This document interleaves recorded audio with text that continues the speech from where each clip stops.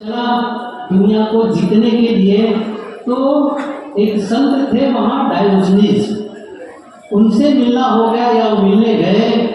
तो उन्होंने पूछा कहाँ जा रहे हो? तो उन्होंने कहा मैं दुनिया जीतने जा रहा हूँ, दुनिया जीतने जा रहा हूँ। तो सहज प्रश्न पूछ लिए संत ने, अच्छा दुनिया जीत कर भी क्या करोगे?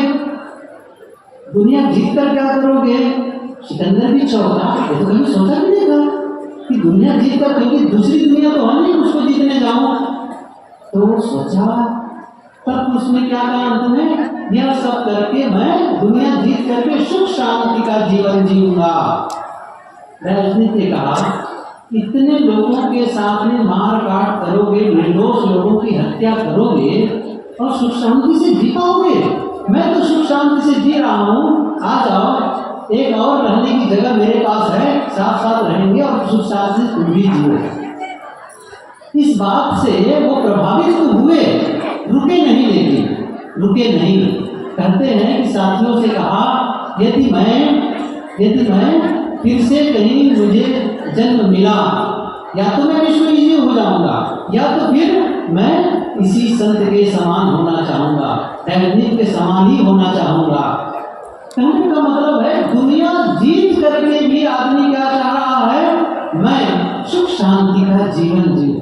आप बहुत कुछ ऐश्वर्य इकट्ठा कर लेते हैं, और क्यों?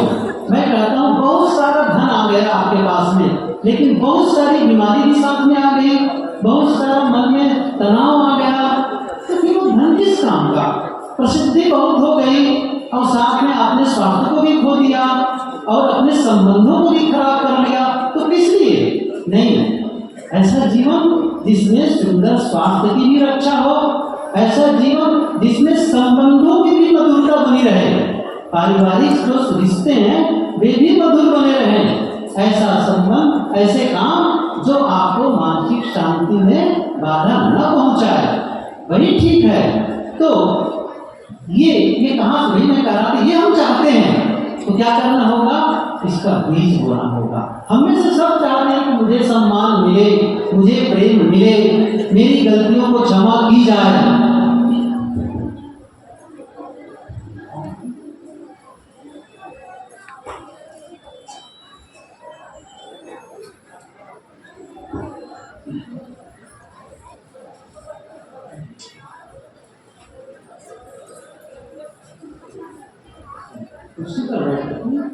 सत्यन साहब वहाँ बैठे साहब अंदर, सत्यन साहब तो यहीं बैठे हैं। गुरुवेल साहब जाना है, वीरेंद्र साहब पता नहीं।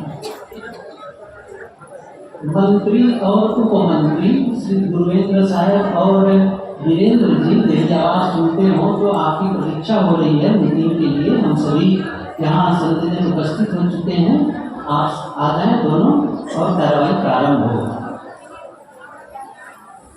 मैं क्या कह रहा था, आप लोग याद है? भूल गया।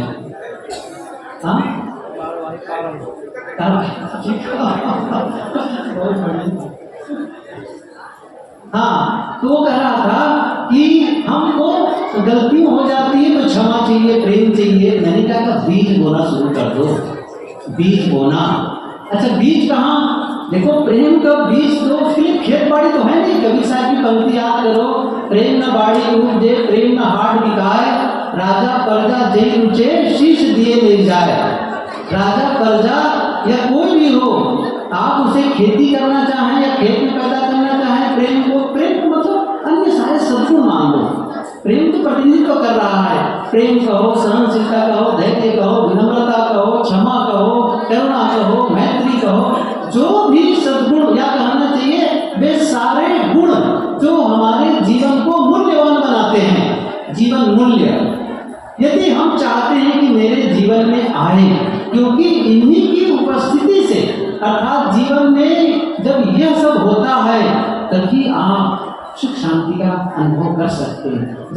जब नफरत हो, घृणा हो, द्वेष हो, ईर्ष्या हो, वैमनस्य हो, तब कभी भी आनंद अनुभव नहीं हो सकता है, क्योंकि वो भूमिका ही नहीं है। हर फसल हर जगह पैदा नहीं होती है, हर बीज हर जगह आप नहीं बो सकते हैं। नहीं बो सकते, उसके लिए उपयुक्त भूमिका चाहिए। तो सुख शांति की भूमिका के लिए भी हमारे भीतर में, हमारे अंदर में सद्गुणों का समुच्चय चाहिए। और हम चाहते हैं कि हमारे जीवन में, हम सभी चाहते हैं कि मेरा सम्मान लोग करें, मेरे से प्रेम करें, मेरी गलती को क्षमा करें। और मैंने क्या कहा, इसके लिए आप बीज बोएं। अच्छा, बीज कैसे बोएं? ये बड़ा सरल सा सूत्र याद रखिए। बीज कैसे बोएं, कैसे है, ये सूत्र याद रख लीजिए। क्या कहा मैं? वो सूत्र बताता हूं। दूसरों के जीवन में जो आप बोते हैं उसे आप अपने जीवन में काटते हैं। जैसे आप खेत में जो बीज बोते हैं, खेत में तो सब कुछ की फसल देने की क्षमता है, योग्यता है। मक्का डालो खेत में, वो वापस करेगा। अच्छा, मक्की की जगह आप धान डाल दो, गेहूं डाल दो, ज्वार डाल दो, बाजरा डालो, सब वापस करने वाला है। लौकी का, कुमड़ा का, करेला का, कोई बीज डालो, जो डालो वापस।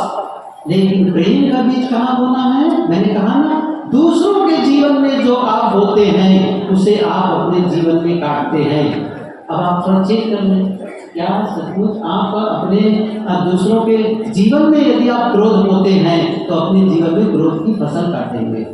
दूसरों के जीवन में यदि घृणा और नफरत बोते हैं तो अपने जीवन में घृणा और नफरत की फसल काटेंगे। लेकिन जब प्रेम बोते हैं तो आप प्रेम की फसल काटेंगे।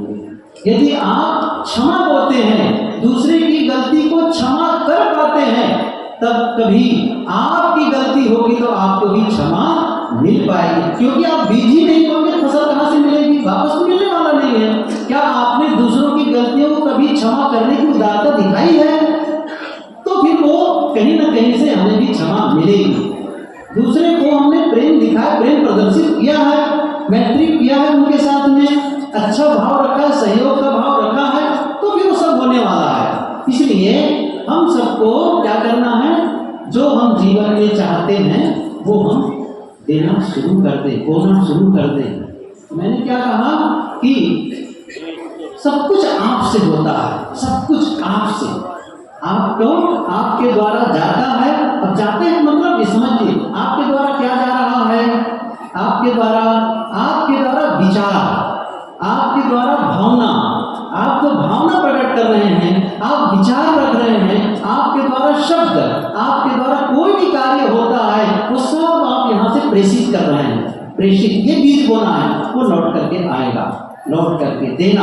अब इसका मतलब नहीं कि कोई धन ही देना, दान मतलब पैसे देना, ये नहीं है, कपड़ा, ऐसा कुछ नहीं। आप दे सकते हैं धन, दान, जब पैसा है तो जरूर देना चाहिए, क्योंकि इसकी आवश्यकता है लोगों को, तो दे। लेकिन मैं एक छोटा सा सूत्र बताऊंगा आपको।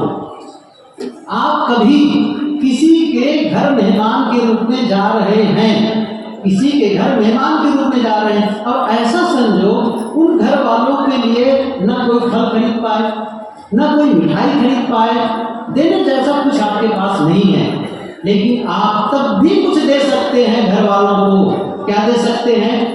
जब आप घर में कदम रखें, प्रवेश करें, तो एक भावना, क्या भावना देनी है, क्या संदेश देना है?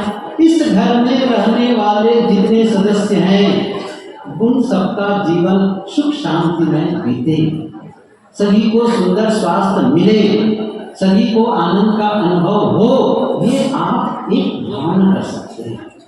आपको मैं क्या बताऊं, ये जो वहां भेज रहे हैं ना घर वालों के लिए, मिठाई देने से भी बढ़ के है, मिठाई देने से भी बढ़ के है। इसी प्रकार से कोई